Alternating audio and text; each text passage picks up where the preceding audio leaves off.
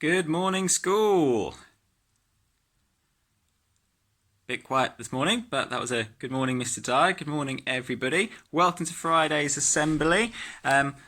As you can see, it's getting a bit much for Mr. Dye being at home on his own. So, with the help of somebody else in my house, we've created our own assembly in the living room today, featuring some of the younger children here, look, obviously, and then some of the older children at the back there. And we've got Alex and Chloe at the front here, ready to help with celebration assembly today. So, let's start with a story, please.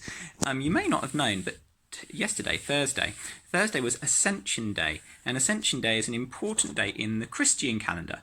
And ascension means going up. When you ascend the stairs, you go up the stairs. So ascension is about going up. And it's an important day for Christians because it comes 40 days after Easter Sunday, always on a Thursday, and it describes how Jesus went up to heaven. Because, as we know, don't we, Christians believe that Jesus died on the cross, and then on Easter Sunday, he rose again. And you might have seen my Easter Sunday story, where some of his disciples went to the tomb where his body lay, and it wasn't there, and then he revisited them. So, for 40 days, Jesus was reborn, but then after those 40 days, he ascended to heaven. And that's really important for Christians. And actually, I think there's quite an interesting message there for us at the moment too. Because if I just let's ask Alex, do you mind pretending to be Jesus just for a minute? No, he's always up for a challenge. Stand up straight, Chloe, please. He's always up for a challenge. Chloe might have to sit down for a bit. If you imagine Jesus, as we know, he's such an important character for Christians, and when he was telling his stories to people, lots of people really liked his stories, and because they really liked his stories, these people, you will have to imagine these are people, please, didn't have enough people in the house today, the people began to follow him. They began to follow him and follow his ways, and actually another word for followers, a synonym for followers, would be disciples. So lots of people liked what Jesus was saying, so they followed him and they became his disciples. And you'll have heard that word before, and you'll know there are lots of famous disciples such as Matthew, Mark, and Luke and John. And these disciples, they became a really close group of friends, and they would all spend time together. And they'd spend time together most days. And they'd share stories, and they'd share ideas, and they'd talk with one another, and they'd play games. And although people think of Jesus as the leader, he was one of their friends. They were a friendly group.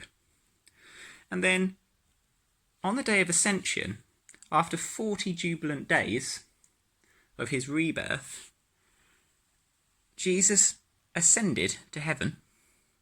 God, that was a big jump, Alex. And he wasn't there anymore. So the friends were still there, and the friends still believed what Jesus had said. But Jesus wasn't there anymore. And they would have felt a real loss. It would have felt strange not to have their friend around. And I think that's something we can empathise with at the moment. Lots of us have spent a little time without our friends now. And we might be feeling a little bit of a loss about that. A bit like the disciples might have felt when Jesus suddenly wasn't with them anymore. So I think we can empathise with that a little bit. But there is a few things we can do about it, can't we? The disciples, they could no longer see Jesus and spend time with him, but they could pray to him. They could send him messages, because as Christians they believed that he would hear their prayers. You can send messages to your friends at the moment, can't you? We're really lucky that we live in a time where we can send instant messages to our friends all the time. We're really fortunate that we can write a message and text a message and email a message. But also you could write a message on a piece of paper and leave it outside their house. And we're also lucky because we know that soon we are going to see our friends again, and we're going to spend time with them again. Not yet, not for a little while yet, but soon we will be seeing our friends again. Okay, thanks for your help, children. If you'd like to go and sit back in your seats now. Okay, so now it's time to give out our values cup, and lots of you have been working really hard all half term in school and at home. And we're going to start with a Values Cup for Endeavour. And this goes to a young man who wrote an absolutely brilliant poem all about the virus this week. And he's been working very well at home on his home learning. Big round of applause, please. Values Cup winner for Endeavour goes to Oliver in Year 4. Big clap. Well done, Oliver. Woo! Special house captain to give out the award. There you go, Oliver. Well done. There's your award. Oliver doesn't normally look so gloomy. Okay, right. And the next Values Cup goes to somebody, again, this is for Endeavour. And this one goes to one of our teachers, one of our teaching team. And this goes to somebody who's been extremely busy this week. He's had to get all of our classrooms ready for when we come back after half term, and our classrooms are going to look rather different. So he's had to be very busy doing that. And not only has he done that, but he's volunteered to go and help another school get on with their reshuffling classrooms over the half term break too. So for his endeavour, big round of applause please for Mr. Dave. Well done, Mr. Dave. Woo, well done, Mr. Dave. Yay. There you are, just in case you haven't spotted Mr. Dave. There he is at the back there. Looking a bit tired. Well done, Mr. Dave. Congratulations. And our final Values Cup winner this week goes to somebody in school. And this goes for friendship, but also respect, because over the last few weeks, he's been showing great respect for all of the younger children in our school, really helping to look after them. He's had such a positive attitude every day. Goes to one of our Year 5 pupils. Round of applause, please, for Oscar. Big round of applause for Oscar. Well done, Oscar. And there's Oscar. Well done, Oscar. Well done, you. Love your look today.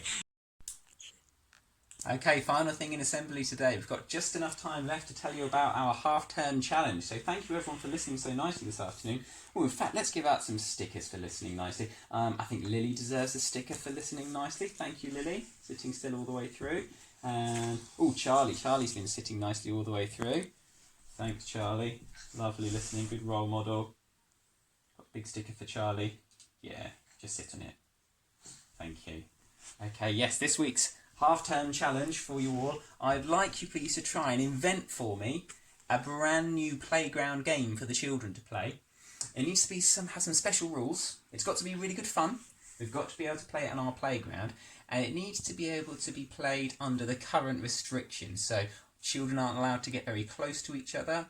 Has to be for fewer than 10 children, and they can't use any shared equipment. See if you can come up with something fun for me. I hope everyone has a really good half-term break next week, and then we'll be seeing some of you after half-term in school, and obviously we'll be talking to some of you through the home learning as well after half-term. Have a really good break, everybody. Bye now.